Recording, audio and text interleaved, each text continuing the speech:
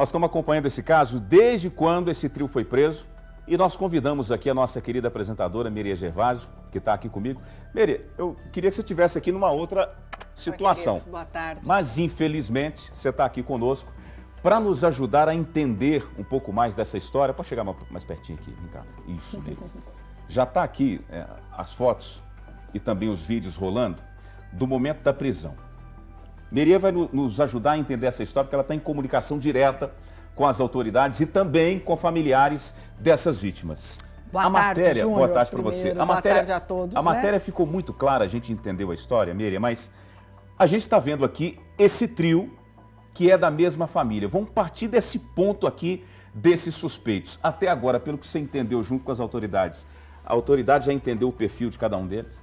Júnior, que história, né? História chocante demais, como você falou, deixou o país todo parado em frente à tela, porque é de uma brutalidade e de uma crueldade sem tamanho. Aquela imagem onde filho e mãe são retirados do apartamento, né? Segundo as informações da polícia, ele vivo ainda, mas dopado, e a mãe morta, chama muita atenção. São datas diferentes, é importante a gente dizer. É um caso de arrepiar o cabelo do sovaco, eu costumo dizer. Que eu nunca vi uma história dessa aqui na região.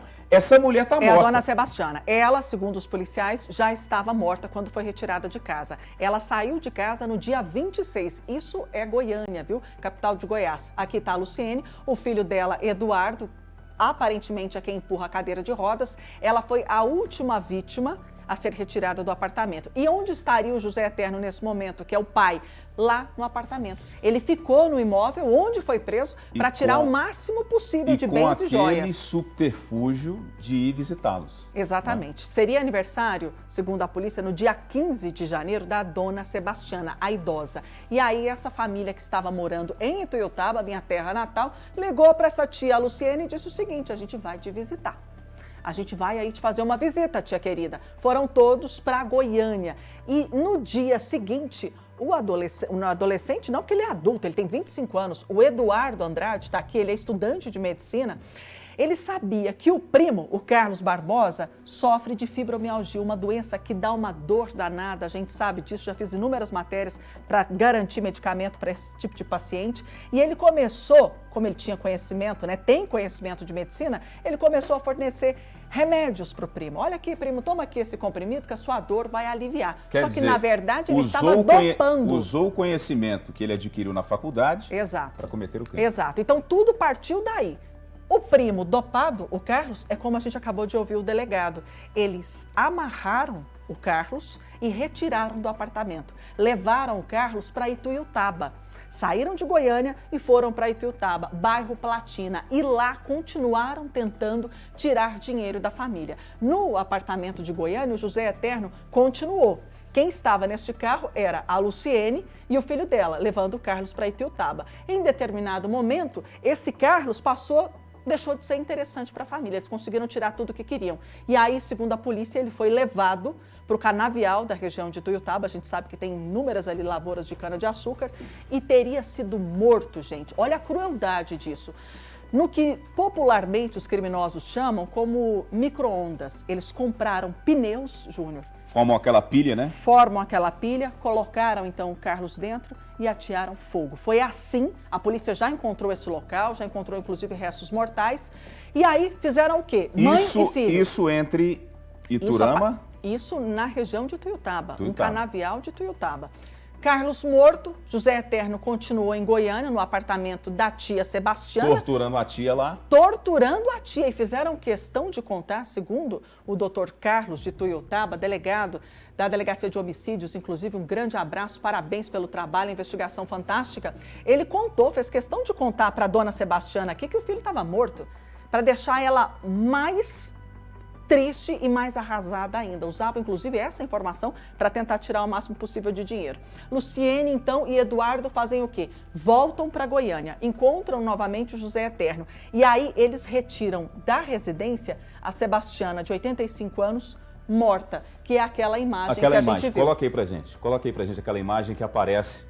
A idosa. A idosa, né? Com a cadeira de rodas, um carrinho cadeira de rodas. Tá aqui, ó, o estudante, né? Aqui o José Eterno e a Luciene. Aí Todos foram embora. O José Eterno continuou na casa, porque esse apartamento tinha bens, tinha alguma coisa guardada, foi encontrado todo revirado. Foram retirando coisas também. Foram retirando coisas. Estão vendo e a aqui, Luciene aqui atrás. Tá vendo aqui, Júnior, ó, os carrinhos de supermercado? Eles usaram esses carrinhos e as imagens de câmera de segurança comprovam. Foram retirando tudo que tinha de valor. Mãe e filha e filho saem com a idosa. Exatamente. E vem Pegam pra o próprio carro e saem de Goiânia para Ituiutaba. Qual seria o destino de Dona Sebastiana? Muito provavelmente o mesmo destino que o filho dela havia tido E houve no um dia acidente 19. também. Pois é, mas o que eles iam fazer com ela? Provavelmente a polícia acredita que iriam queimá-la também.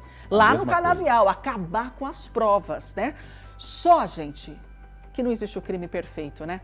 E aí, no caminho de Goiânia para Ituiutaba, 2 acidentes acontecem. O primeiro deles, BR-153, eles precisaram parar o carro e, preocupados de que a Polícia Rodoviária Federal se aproximasse, eles desovaram a Dona Sebastiana. Ela estava enrolada em 2 cobertores, ela foi jogada do outro lado da pista e desovaram. E se livraram, porque naquele momento ali, eles não foram abordados. E quando eu digo abordados, é no sentido de, vem cá, me dá seus documentos, documento do carro, enfim. Não foi preciso. Eles seguiram viagem.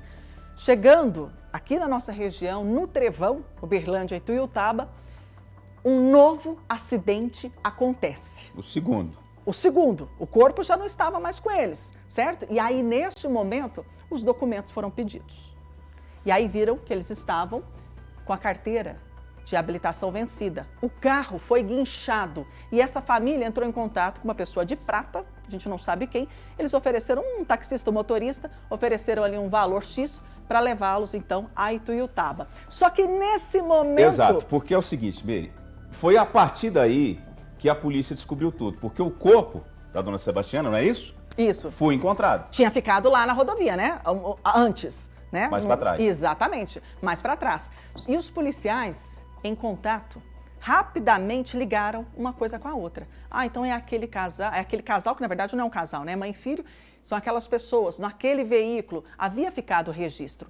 E por isso que eu digo que foi uma investigação dessas assim que existe sensibilidade, né? E que a polícia precisa ir lá conferir, saber. Poderia não ser, poderia não ter nada a ver, poderia, mas eles foram atrás. E aí descobriram, através dos documentos, que eles estavam morando no bairro Platina, em Ituiutaba. Foi quando o doutor Carlos Fernandes, da Delegacia de Homicídios de Ituiutaba, junto com os policiais, chegaram na residência. Aí eles chegaram já acusando, né, mãe e filho? Nada disso. A Luciene tinha nessa residência 14 cães. 14 cães. E eles chegaram com a informação e com o atrativo, digamos assim, né, de que havia uma denúncia de maus tratos. No primeiro momento, inclusive, eles nem perceberam que eram policiais, eles acharam que eram agiotas. E aí, segundo o delegado, quando eles viram ali aquela pessoa, né, chegando num carro diferente, naquela abordagem, eles teriam dito, calma, que a gente amanhã já consegue o dinheiro. O que reforça a hipótese de que a Sebastiana e o Carlos foram mortos, né, porque existe uma dívida de agiotas. Pois bem, falaram que era a denúncia de maus tratos. Conseguiram ali pegar as bolsas que estavam com eles. E nessa bolsa, Júnior, o que tinha? Os documentos da Dona Sebastiana e do Carlos Barbosa. Essa aqui é a residência, bairro Platina, Ituiutaba, todo mundo, a nossa audiência é maravilhosa em Ituiutaba, todo mundo conhece o bairro Platina. E com esses documentos, aí é aquela história. Polícia de Goiás imediatamente contactada. Foram até o apartamento. Bom, aonde é que essas pessoas, os titulares desses documentos aqui moram? Dona Sebastiana e seu Carlos. Conseguiram apurar. A Renata vem daqui a pouco. Deixa a Renata de fora por enquanto, porque os PMs e a Polícia Civil de Goiás foram até o apartamento. E chegando lá, José Eterno estava no apartamento. É encontrado. Revirando, tentando ao máximo possível retirar o que tinha. E abriu a boca logo, né? Nós temos, aqui foi a prisão, e ele confessou. Se tiver aqui o trecho dele, aquele trecho em que ele fala... Ele fala como é que fizeram. Ele confessou que o primo foi dopado, as datas, importante a gente dizer, né? Um requinte de crueldade, foi detalhando tudo. Exatamente. E como é que nós chegamos na Renata? Como é que a polícia chega até a Renata, que até então estava desaparecida. Estava desaparecida. Importante a gente lembrar que a Renata, mulher de 50 anos, era moradora de Iturama, tá aqui ela, uma mulher assim de uma vida tranquila, pacata. Ouvimos agora há pouco o irmão, né? A família tá, gente, em choque. Vocês conseguem imaginar? Se a história já é chocante para nós que não temos absolutamente nada a ver com os envolvidos, imagine só você sendo irmão de uma vítima, né? De uma família assassina. A Renata, ela sumiu em outubro de 2022. Nós mostramos diversas vezes a foto dela, pedimos às pessoas que colaborassem, que informassem sobre o paradeiro, só que a Renata já estava morta, infelizmente. Porém, a família tinha o conhecimento de que ela havia saído de casa para encontrar quem? A Luciene. Amiga. Elas eram comadres. Comadres. E o que eu disse de manhã aqui, a gente escolhe para madrinha de um filho da gente, alguém que a gente gosta muito, né? Que a gente confia muito. Então elas eram comadres, a Renata era madrinha do Eduardo, segundo a polícia... Tem um vídeo que ele é revelador, que é o vídeo que mostra as duas, ou o filho da Luciene, chegando com a Renata numa residência. Tem esse flagrante, que a gente viu na reportagem, a gente puder até mostrar aqui, vai ajudar a ilustrar muito bem. São as últimas imagens da Renata viva. Sim, porque eles foram buscar. A família acredita em emboscada. Segundo a polícia, o que aconteceu? A morte da Renata foi provocada por um desentendimento político. E quem matou a Renata? O afilhado. O afilhado matou a própria madrinha. Segundo o delegado, eles estavam discutindo, o Eduardo foi lá, esganou ela, matou, e aí teria passado o dia todo na despensa, cortando o corpo da madrinha em pedaços. 7 sacos. Esse é o flagrante, né? 7. Essa aqui é a Renata. Essa é a Renata. Essa é a Renata. É chocante. E esse é o afilhado, tá? Isso aqui ainda não havia discussão, não havia nada disso, né? Ele teria ido buscar a madrinha para passar uma temporada. Quando eles esquartejam o corpo dela, isso lá em Prata, o que acontece? Isso lá em Prata. Ele pega um carro, segundo os policiais, começou a ter o mau cheiro, né? O mau cheiro começou a ficar muito intenso. Ah, então ele deixou lá na casa alguns dias. Deixou na despensa, em 7 sacos. Colocou terra, inclusive, para poder tentar diminuir ali o odor, né, disfarçar o cheiro. Mas ele teria pego o carro junto com a mãe, o que leva a gente a acreditar que a mãe é conivente. Sempre presente. E aí eles saem distribuindo esses restos mortais entre Tuiutaba e Campina Verde. Esses restos mortais ainda não foram encontrados. Estou em contato o tempo todo com o delegado. Buscas acontecem. Buscas acontecem, mas eles confessaram. Mas eles confessaram. É importante a gente dizer isso. Claro. Miriam, obrigado, viu, querida? Você ajudou a esclarecer muito. Nós acompanhamos de perto essa investigação e, claro, como sempre, qualquer novidade sobre esse caso assombroso, nós vamos trazer aqui no nosso Assombroso, e eu quero só parabenizar, Júnior, além do delegado de Tuiutaba, o doutor Elifaz Souza Ferreira, que é o delegado civil de Prata, tá? Que está em contato direto com a gente, trabalhando muito. Mas olha a que ponto a gente chega, a que ponto chega a crueldade do ser humano. O mapa é esse, ó. Vai ser difícil a gente ter aí um caso tão chocante. E só para finalizar, a polícia investiga também mortes que foram registradas num passado recente que pode sim ter a ver com essa família também. Pelo que está sendo mostrado. Segundo o policial... Você tem dúvida que esse povo matou mais gente? Eu não tenho. Pois é. Eu não tenho dúvida. Vai haver desdobramentos. Vai haver desdobramentos. Querida, obrigado. Até amanhã, gente, às 6h30 da manhã. Tchau.